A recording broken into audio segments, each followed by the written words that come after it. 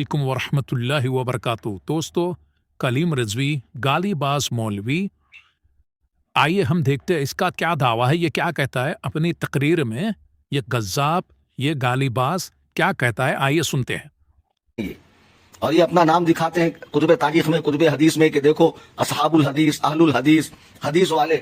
ارے بے وقوفوں، جن کو اصحاب الحدیث کہا گیا یا جن کو اہل الحدیث کہا گیا ہے، وہ ایک خاص جماعت تھی جس نے حدیث پر محنت کی، حدیث کے اوپر کام کیا، راویوں کے حالات کو ضبط کیا، ان کے تعلق سے احکام بتائے، حدیث کے الفاظ کی سیٹنگ کی، رسالت مآب صلی اللہ علیہ وسلم کہ اصل الفاظ کیا ہے، اس کے متن کی حفاظت کی، حدیث کی کتابیں لکھی، اسے پڑھایا، اس کی نشر و اشاعت عالم اسلام میں کی۔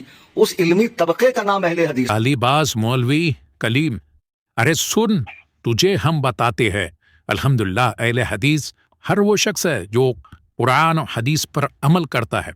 کلیم رضوی سن لے غور سے، دلائل بھی سن لے، الحمدللہ ہم ثابت کر۔ کلیم رضوی گالی باز مولوی کی یہ بات بالکل غلط اور خود ساختہ ہے، کیونکہ اہل حدیث سے صحیح العقیدہ محدثین کرام اور حدیث پر عمل کرنے والے ان کے عوام دونوں مراد ہیں، اور یہی حق ہے۔ اس کی فی الحال دلیلیں پیش خدمت ہیں۔ دلیل نمبر 1، علماء حق کا اجماع ہے کہ طائفہ منصورہ، فرق ناجیہ سے مراد اہل حدیث ہیں، لہذا عرض ہے کہ جب محدثین کرام جنت میں تشریف لے جائیں گے تو کیا ان کے عوام باہر کھڑے رہیں گے؟ حافظ ابن حبان رحمہ اللہ۔ حافظ ابن حبان رحمہ اللہ نے اہل حدیث کی تعریف کرتے ہوئے فرمایا، وہ حدیثوں پر عمل کرتے ہیں، ان کا دفاع کرتے ہیں اور ان کے مخالفین کا قلع قمع کرتے ہیں۔ صحیح ابن حبان الاحسان۔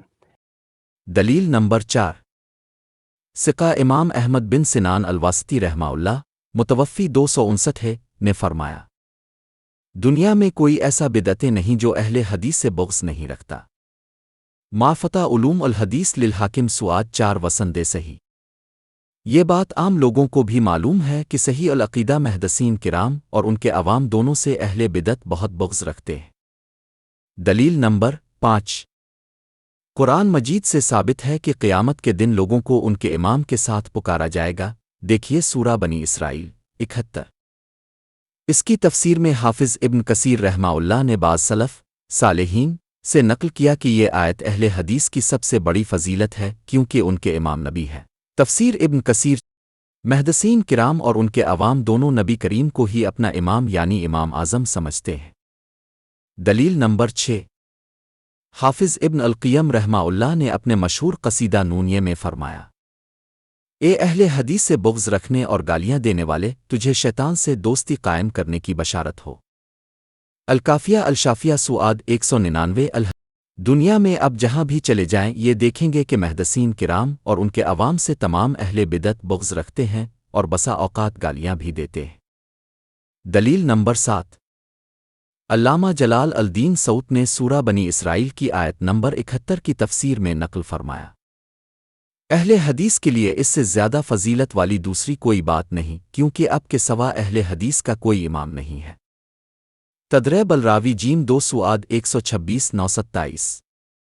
محدثین کرام کی طرح ان کے عوام بھی علانیہ طور پر نبی کریم ہی کو اپنا امام یعنی امام اعظم قرار دیتے ہیں، اور یہی ان کا منہج و ایمان ہے۔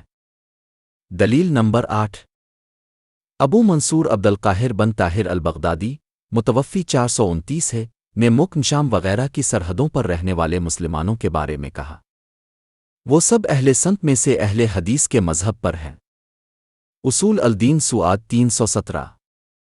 یہ کسی دلیل سے ثابت نہیں کہ صرف محدثین کرام ہی مذکورہ سرحدی علاقوں میں رہتے تھے اور وہاں ان کے عوام موجود نہیں تھے، لہذا ثابت ہوا کہ عبد القاہر بغدادی کے نزدیک محدثین کے عوام بھی اہل حدیث ہیں۔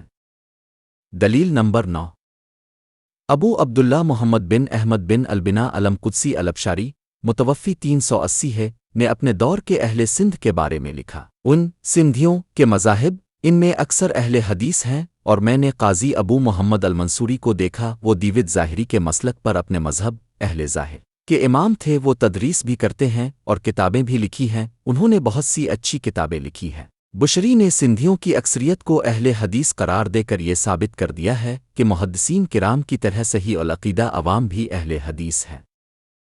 ان کے علاوہ اور بھی کئی دلائل ہیں، اور ہمارے علم کے مطابق کسی مستند محدث معتبر عالم سے یہ قطعا ثابت نہیں کہ اہل حدیث سے مراد صرف محدثین کرام ہے۔